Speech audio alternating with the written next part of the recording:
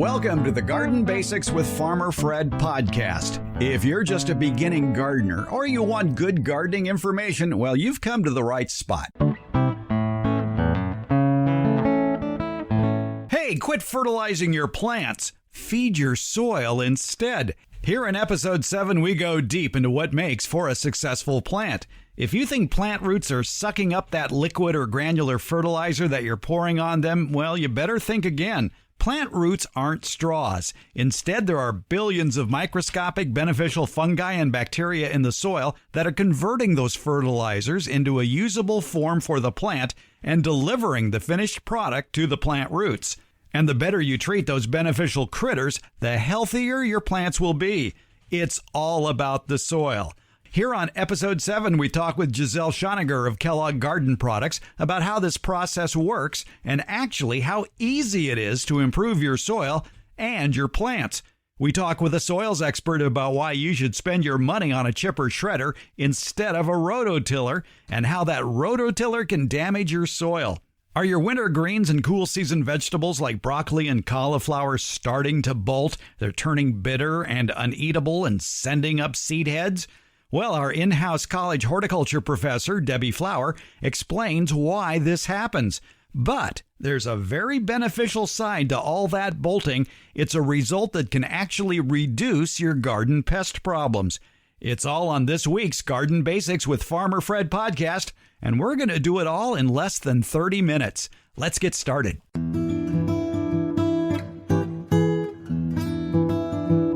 Hi, everybody. Farmer Fred on the road at Eldorado Nursery and Garden in Shingle Springs. It's Plantapalooza. One of the speakers that is appearing here today works for Kellogg Garden Products, and she is a big advocate of doing things organically and also building up your soil. Giselle Schoniger. She's their organic teacher at Kellogg's. That's right. Thank you so much for having me on your show. You're such a delight. You know, I think that my background is, as I've shared with you in the past, actually is in the use of chemicals. I went to a production agricultural school, and about 16 years ago, I transitioned over to organics, and I've helped build 3 different brands of organic products. I've been with Kellogg's for 11 years, and I tell you, all my soil and fertilizer classes made far more sense when I started working with nature instead of trying to control her. And, you know, I think that when we look at fertility of how we feed plants, most of us that are using chemical fertilizers to feed plants, that is what we're doing. We're feeding the plant, but at the expense of the soil. What a lot of people don't realize is you should be feeding the soil, not the plant. If you feed the soil, you will be feeding the plant because that's how the plant gets its nutrients. Absolutely. When we look at chemical fertilizers, and, you know, now this is just part of the story. It's not just about NPK, nitrogen, phosphorus, and potassium. But when you see a 30-30-30 NPK or 20-20-20 or a 16-16, that material is a chemically formulated product. It's salt. It's a salt-based product. It forces that plant to grow, and it creates a plant with a very thin cell wall, thin leaves, stems, and flowers. That plant is like an attractant to insects and diseases. But the damage is what we're doing below the soil. Those salts kill off beneficial life. And when you kill the good guys off, now you have a proliferation of disease-causing pathogens. Organics work in the opposite fashion. An all-purpose fertilizer might only be a 4-4-4 NPK, but it's about feeding the life in the soil, as you just said. So when you build good life in the soil, the natural good guys will always eventually outcompete the bad guys. And above ground, the plant has a thick cell wall, thick leaves, stems, and flowers. That plant now has more of a resiliency. It has a better immune system, if you will, from insect and disease attack. What are the key words on synthetic fertilizers that would indicate it contains salt?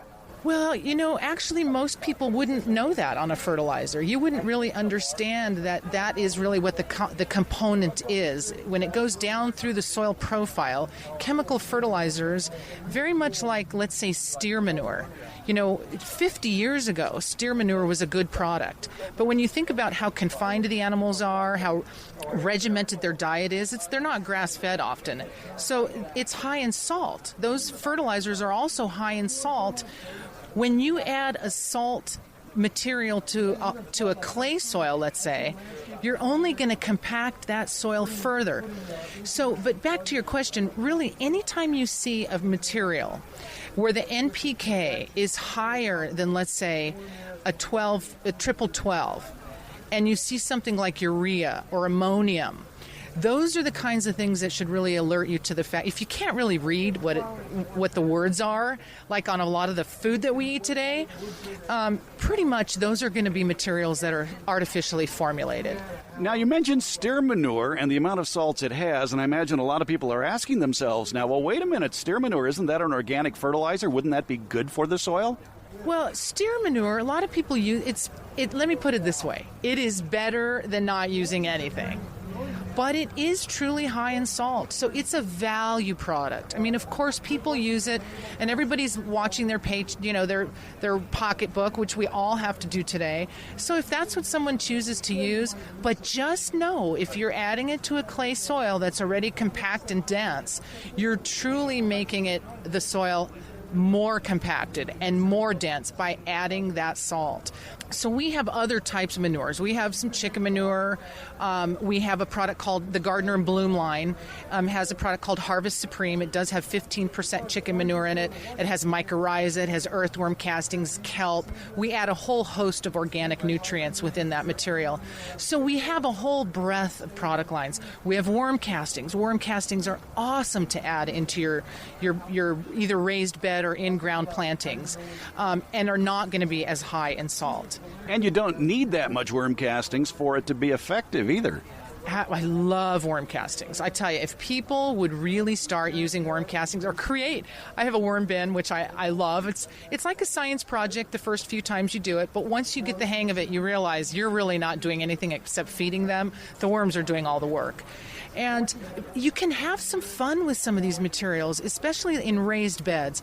This has become the new trend over the years, is instead of dealing with our hard pan native soil, if we build a raised bed. Now, I taught gardening as therapy. I worked as a horticultural therapist for 10 years in convalescent homes. At that time, it was really for people in wheelchairs. But when we look now, why not raise the garden up to us? We're getting older, Fred. Yeah. It's nice to have that raised bed. But the beauty is we get to layer in the kind of materials that we need. If you find that it's getting compressed down, fluff it up with some materials. Our soil building compost is great for adding. I look at that product as fiber. Just like we need fiber. Now, this is a little bit of a stretch, but just like we need fiber to keep our system functioning properly, the soil needs fiber as well to aerate it, to open it up, to help with drainage, to allow the beneficial aerobic microorganisms in the soil to allow them to breathe. Because if it's too compacted, that life in the soil can't breathe, which means the roots can't breathe, which means water can't percolate through the soil. So raised beds are fantastic, and you can have some fun by adding in different types of materials as you go through the season. It's fascinating, this whole movement that we're seeing. It's almost like the Back to the Earth movement finally arrived from the 60s and the 70s. And I think because we're so involved with technology, people are on the road more. Our lives have become so hectic that this idea of growing our own food and slowing down a little bit has really become part of our culture today. It boils down to if you feed the soil, you're feeding the plants. That's right. It's a totally different approach. We took a detour in the early 30s and 40s when we started using synthetics, really in the early 1940s, right around World War II, when we started creating a lot of these synthetics. We were using minerals. Farmers were definitely, a farm was like a closed system. All the organic matter all the manure got composted and put back into the earth. But when we started focusing on production, it's really sort of a misnomer that we created more food, because what we really did is we destroyed the soil system. We farmed the very life out of the soil, and in over maybe a decade, from the 1940s into the 50s, we had to triple and quadruple the amount of chemical fertilizers we were using to try and get the yields that we were getting in the first few years. So it's really truly a misnomer to say that we increased yields. That was a short-term, temporary temporary result. And you're right, Fred, it's about feeding the life in the soil. The organisms in the soil secrete enzymes that break organic matter down. I mean, if we didn't have all this biology in the soil, the earth would be full of debris. But they're cycling these nutrients back into the soil, and roots then pull from the soil what they need when they need it. All it takes is mulch, all it takes is compost, maybe a cover crop or two, and you can have healthy soil as well. Well, Giselle Schoniger from Kellogg Garden Products, thanks for spending a few minutes with us and telling us about our soil. Thank you, Farmer Fred. It's been a delight. Thanks to all of our customers and all of our listeners out there. Thank you so much for your support.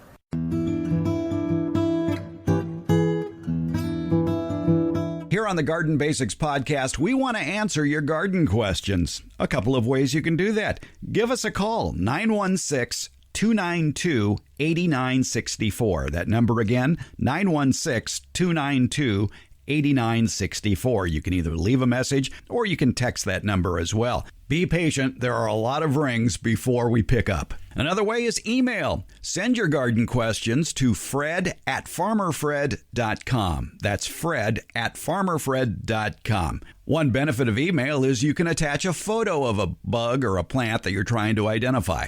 We're looking forward to hearing and seeing your questions. And thanks for listening to the Garden Basics with Farmer Fred podcast. I appreciate all your support and all your comments.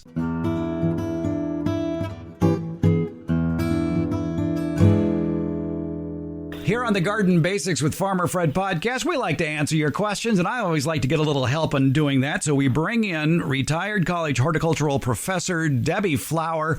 And Debbie, we have a question from Katrina, who put this on the Get Growing with Farmer Fred Facebook page. She says, my broccoli is still growing well from last year's garden. Can I keep it going through this year, or do I need to plant a new crop this year? And broccoli, now here in California, broccoli is a cool season crop. Now, and I should even specify that even more, in that it's a cool season crop here in the Central Valley. On the coast of California, you could grow it year round. Yes. And in other parts of the country, I would imagine its limitations would have to be from spring to fall, I would imagine. Right, because it would freeze in the winter. In other places. Yes. So it's not unusual here for plants to overwinter, but eventually something will happen to it, either weather related or just, you explain it. Why do these perennial plants become annuals in effect? Well, they aren't becoming annuals, but they are. For instance, I have chard in my garden right now. It's spring right now, and the chard is bolting. So bolting, let's define that first. Bolting is when the plant goes into flowering. We don't want chard to flower, or lettuce or cabbage, if we want to eat it, because the part that we eat is the leaf. In the case of broccoli, we're eating the flower buds, but we don't want them to actually open up and show their lovely yellow flowers inside. And when things bolt, the term, I suppose, comes from the fact that the plants get taller and thinner. A head of cabbage will go from being round to being sort of pyramidal in shape. Broccoli will similarly go from having sort of a round top to the plant to having many stems that go tall and stick out. So the height, additional height and often narrowness occurs, and there's flowers at the top of that. So the plant has reached its maturity. It's doing what it is programmed to do genetically, which is to flower and make seed and have offspring, and then it dies. So is that basically why bolting happens? Is the plant is under stress and says, "Oh dear God, I got to make babies." Right. It's either stress. It can be stress due to temperature, too much heat, too much cold. Although I don't know that I've ever seen things bolt due to cold, but too much heat is very common. And the other that controls it, and it's something that we really can't, as humans, can't influence, is night length. that the plant in the garden experiences longer days, shorter nights, or in some cases, plants experience bolt when they experience shorter days and longer nights. It varies from plant to plant. But the broccoli and the chard and the cabbage are going to bolt as days get longer and temperatures rise, and they are going to flower. And so there's not a lot we can do about that. The leaves of the plants tend to get very bitter when they go into bolting. I'm still harvesting from my chard. It hasn't actually produced flowers yet, but I keep tasting it before I spend the time and effort to harvest because I don't want to eat a whole lot of bitter chard. It hasn't gone bitter yet, but it will. At some point, the whole chemical makeup of the plant has changed, and so at some point those leaves will be bitter and I won't want to eat them. And so it's just a natural process that we can't control. And so it was Katrina, right? Katrina will not be able to continue harvesting from this broccoli. She'll need to get a new plant for this year. And it will probably produce for her over the summer, live through the winter, and she'll get some more broccoli out of it come next spring, and then it may bolt again. So it's just a natural process. If I may offer a defense for bolting plants, the beneficial insects love those flowers that develop on the plants that bolt. And I like keeping like cilantro around through late spring into early summer and broccoli because of those flowers and the number of hoverflies, which is a beneficial insect. The number of hoverflies, it's kind of like a little bee, but they are shinier. Anything that attracts beneficial insects, in my mind, that's a good bug hotel. And I'm willing to sacrifice the space to have that for the time being and just crowd in something else. I agree, because this is happening when other things are in flushes of wonderful new growth that are attracting things like aphids, and the beneficials need the protein that an aphid provides, but they also need the sugar that they can get out of a flower.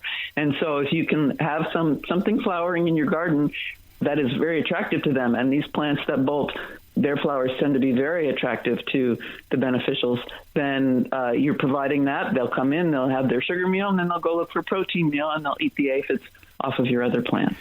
And what's nifty, too, is if you have those bolting plants all in the same area of your garden, say a 3-foot by 3-foot area, and they all bolt together and flower together, that's like a big neon sign on the side of the freeway that attracts the garden good guys, the beneficials and the pollinators, to have that big mass of color that they can see easily, so they come in and stick around for a while. Yes, big mass is very important, yes.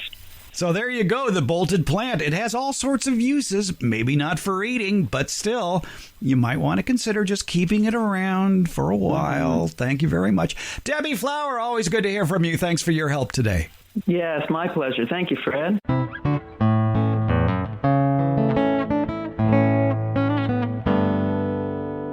Here on the Garden Basics with Farmer Fred podcast, we like to offer up quick tips. Steve Zion is here with 45 years experience in organic horticulture and soil science. What the heck would he know about garden toys? Well, let's find out, because maybe you have a spare $1,000 and you want a good garden toy so you can feel like a real farmer, and you're thinking, I'm going to get a rototiller because everybody needs to till their soil. I think, Steve, people would be surprised to learn that there's much better ways to spend that $1,000 if you want to help out your garden. Yeah, what happens when you till the soil is you destroy the soil structure.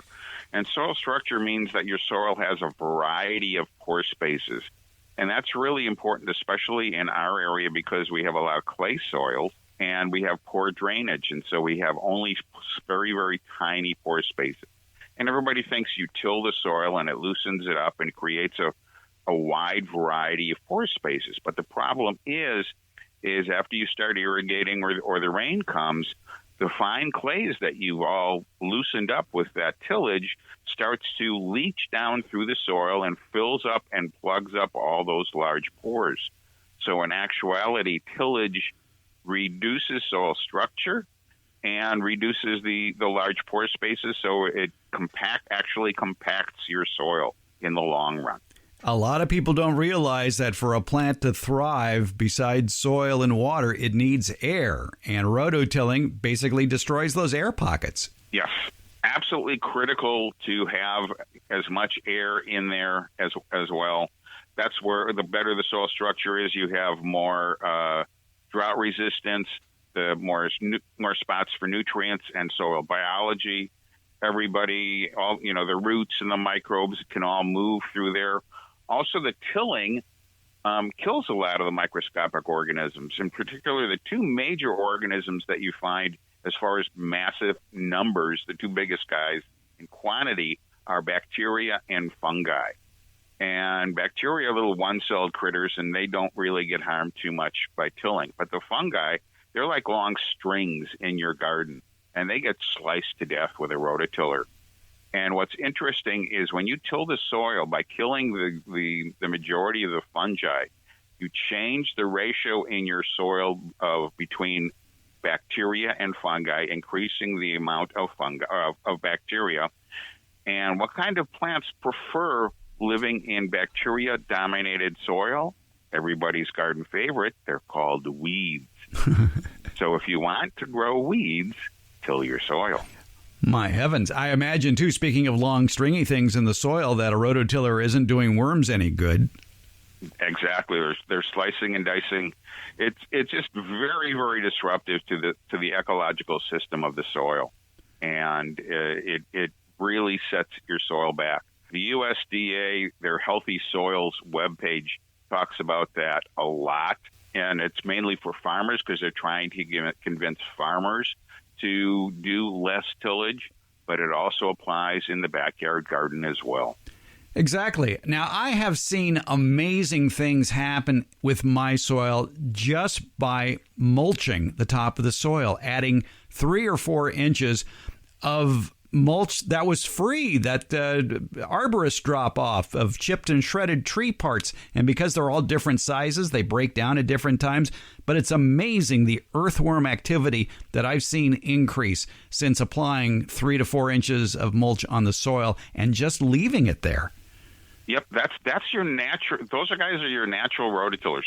But they're only going to really do an excellent job of tilling the soil by creating air channels all the way to the surface is if you have some sort of mulch or compost on the soil surface. If that's there, they will come up every night, feed on that, and then when the sun comes up, they'll go back down. And so they're basically opening up drainage channels and root channels so that the water and the roots can move through your soil. And the worms are also, if anybody has ever by chance touched the worm, they're really slimy. That slime is food for all the microscopic organisms that help your plants grow. Oh, well, there you go. But I still have this $1,000 burning a hole in my pocket. What can I spend it on to feel like a farmer? A chipper shredder. Create something that will create that mulch that you just talked about. All right. Yeah. The chipper shredders vary in price from a few hundred up to several $1,000s.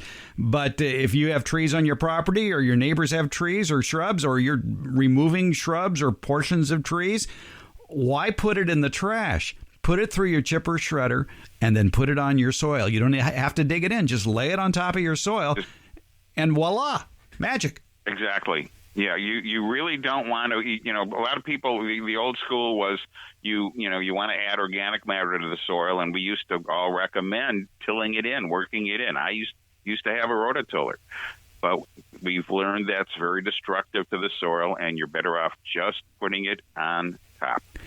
What's great is the more we're learning, the easier it's getting. Yeah. Yeah, it is. Wonderful. It works like a charm.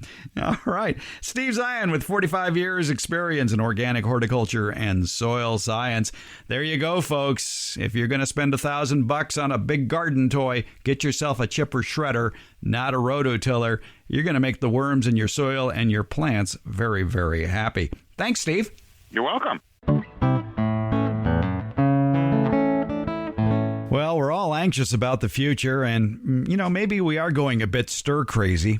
Here in California, shelter-in-place rules look like they're going to be going through most of the month of May, with a bit of easing of some outdoor activities. Just don't go to the beach, apparently.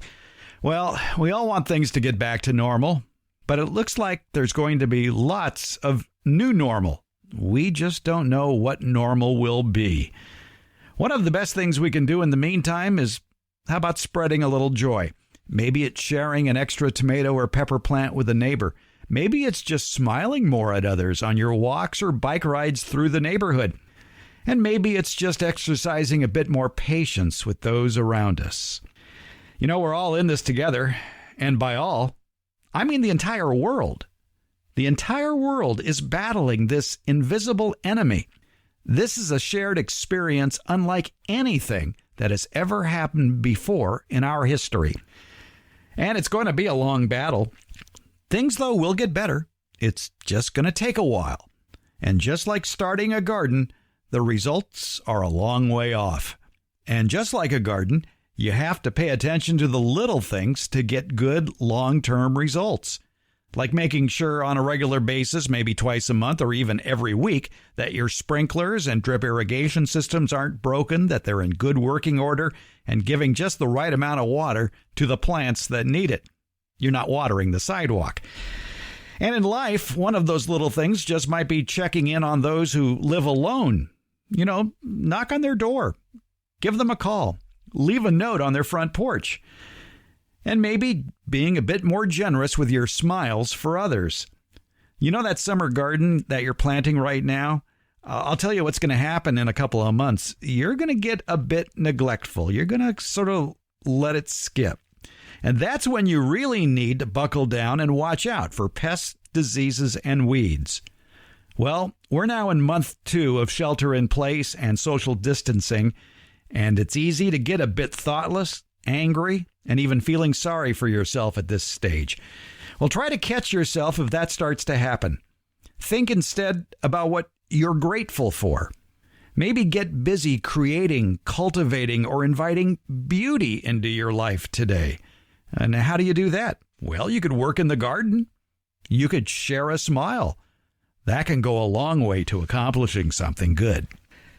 The Basic Gardening with Farmer Fred podcast comes your way twice a week. It's usually on Tuesdays and Fridays. I thank you for listening, and I thank you for subscribing, and thanks for sharing this with a friend.